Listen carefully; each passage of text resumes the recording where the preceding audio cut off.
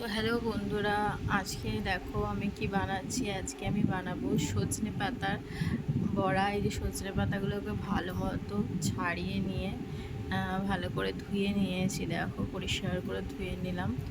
এবার ধুয়ে নিয়ে একটা বাটিতে ফার্স্টে যেটা করব যে বেসন নেব। তো আমি একটা চামচ দিয়ে তোমার বেসন নিচ্ছি। দেখো এখানে 1 চামচ বেসন আছে। 1 চামচ বেসন, 2 চামচ বেসন নিলাম। যেহেতু আমার পাতাটা একটু অল্প ছিল তা সেখানে 2 চামচ বেসন নিয়েছি। এরপর আমি যেটা নেব, এই বড়াটা আমার ভীষণ প্রিয়, সজনে পাতার বড়া। তো অনেক দিন পর সজনে পাতার বড়া খেলাম আবার। তো এরপর আমি যেটা নেব সেটা হচ্ছে সুজি। তো দেখো আমি এই সুজিটা নিচ্ছি। এই যে সুজি, এবার সুজিটা নিচ্ছি আমি 1 চামচ। এটা দেখো 2 চামচ। সুজির মুখটা একটু ওরকম কাটা ছিল বলে পড়ে যাচ্ছিল। তো 2 চামচ আমি সুজি নিলাম, 2 চামচ বেসন, 2 চামচ সুজি নিলাম। এরপর দেখো এই বাটির মধ্যে এরপর আমি যেটা করব সেটা হচ্ছে একটু এবার হচ্ছে দেখো বন্ধুরা, এবার আমি একটু লঙ্কা নিয়ে নিয়েছি। আমি একটু ঝালটা বেশি পছন্দ করি, কিন্তু সবাই খাবে বলে তাই আমি 2টো লঙ্কাই নিলাম, নাহলে আমি 3টে লঙ্কা নিতাম। তো দেখো লঙ্কাটাকে আমি ধুয়ে নিচ্ছি। এই সজনে পাতার বড়াটা বন্ধুরা এত সুন্দর খেতে হয়। সুজিটা দিলে কি হয় না, মচমচে হয়, খুব সুন্দর হয়। হ্যাঁ, এই যে আমি লঙ্কাটা নিয়ে নিলাম।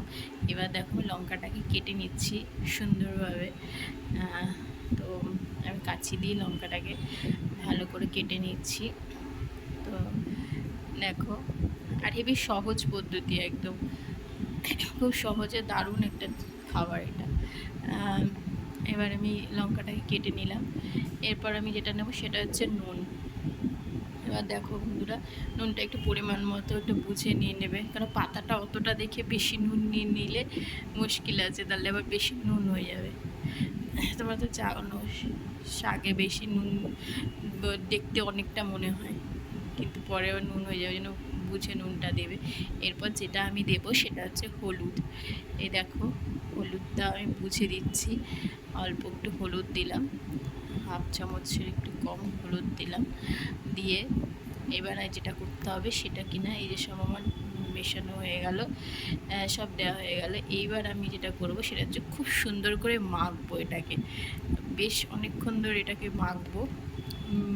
মেখে তারপর এটা ভাজতে হবে।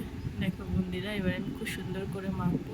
প্রথমে একটু মিশিয়ে নিলাম, মিশিয়ে একটু জল দিয়ে একটু পাতলা করবে, তাতে বেশ ভালো হয় বড়াটা। একটু মোটা শক্ত না করে একটু পাতলা করবে, অল্প অল্প করে জল দিয়ে মিশ্রণটাকে মাখবে যখনই বানাবে। এই দেখো বন্ধুরা, এবার আমি যেটা করব সেটা হচ্ছে অল্প একটু জল নিলাম। এই দেখো মাখা আমার হয়ে গেল।